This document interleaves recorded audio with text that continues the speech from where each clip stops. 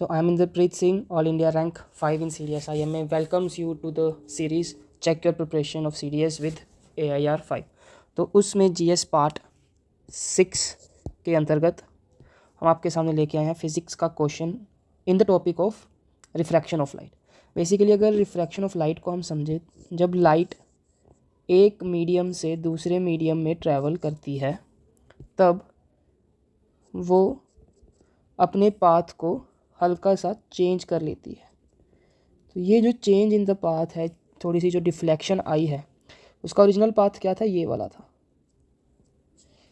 लेकिन अभी वो कहाँ जा रही है, इस डायरेक्शन में जा रही है। तो ये जो चेंज आया है इसे ही रिफ्रैक्शन ऑफ लाइट बोलते हैं।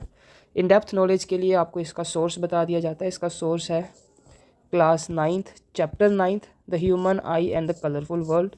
उसमें रिफ्रैक्शन के बारे में अच्छे से दिया हुआ है, वहाँ से आप पढ़ सकते हैं। और एक लाइट चैप्टर है, क्लास 10th में ही है, वो लाइट चैप्टर भी आप अच्छे से पढ़ सकते हैं। वहाँ पे भी आपको रिफ्रैक्शन एंड रिफ्लेक्शन के बारे में नॉलेज मिलेगी और इससे एक क्वेश्चन बन जाता है CDS NDA दोनों एग्जामिनेशन में।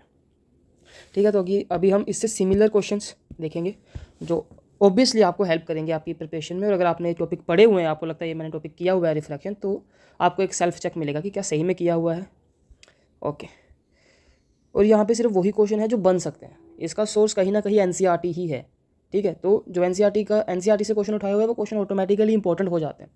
क्वेश्चन पढ़ते हैं, how many times the light refracts in a primary rainbow formation.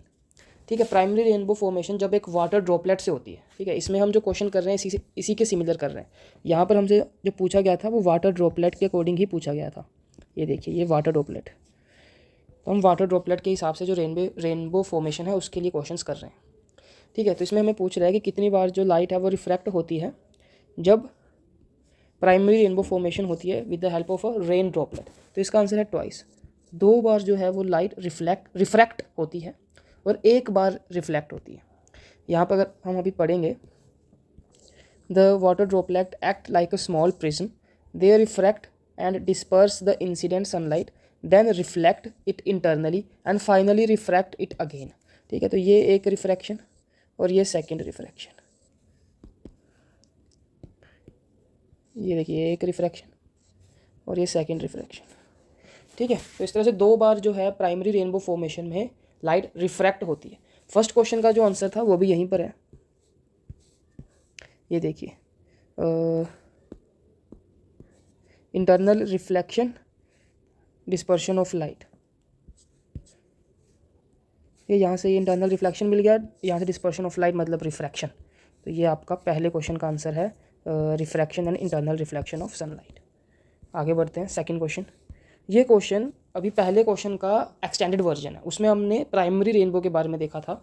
यहाँ पर अब हम सेकेंडरी रेनबो के बारे में देख रहे हैं। सेकेंडरी रेनबो बेसिकली NCERT में मेंशन नहीं है, पर प्राइमरी मेंशन है, इसलिए सेकेंडरी थोड़ा सा पढ़ना, उसका बेसिक्स जानना भी इंपॉर्टेंट हो जाता है।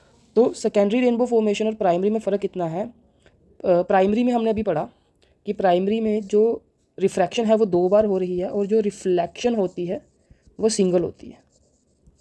ठीक है, लेकिन सेकेंडरी में दोनों चीज़ें ट्वाइस होती हैं, refract twice and reflect twice. तो ये आपका आंसर, ये बेसिकली डिफरेंस है प्राइमरी सेकेंडरी रेनबो में। आगे पढ़ते हैं थर्ड, ये NCERT सोर्स है, एक स्टैटिक क्वेश्चन है। Who was the first one to use the glass prism to obtain the spectrum of sunlight? कि जो सनलाइट है वो कॉम्बिनेशन ऑफ 7 कलर्स है, ये सबसे पहले किसने प्रूव किया था बाय यूजिंग ग्लास प्रिज्म। तो उसका आंसर है आइजैक न्यूटन। ये आपकी NCERT में अवेलेबल है। ये देखिए, यहाँ से आप ये पैराग्राफ वीडियो पॉज करके पढ़ सकते हैं। ये यहाँ पे हाईलाइट किया हुआ है, Isaac Newton was the first one. ठीक है, तो ये भी डायग्राम कहीं ना कहीं इंपॉर्टेंट हो जाता है, recombination of the spectrum of white light. इसमें एक जो प्रिज्म है वो इरेक्ट रहता है, मतलब सीधा, एक रहता है इन्वर्टेड। ठीक है, तो ये चीज़ आपने देख लेनी है। वाइट लाइट जाती है, फिर वो डिस्पर्स हो जाती है, फिर डिस्पर्स लाइट को अगर हम इन्वर्टेड प्रिज्म में दोबारा से डालें तो फिर से वाइट लाइट होके इमर्ज आउट होगी। तो ये 3 क्वेश्चन थे सिमिलर टू इट। टॉपिक था रिफ्रैक्शन। होपफुली इसने आपको हेल्प की होगी, इस शॉर्ट वीडियो ने। अगर आपको ये वीडियो हेल्प करी तो आपको स्ट्रॉन्ग रिकमेंडेशन है कि आप जो इसके पीछे के पार्ट्स हैं उसके ऊपर वीडियोस ऑलरेडी अपलोड हो चुकी हैं, वो ज़रूर देखिए।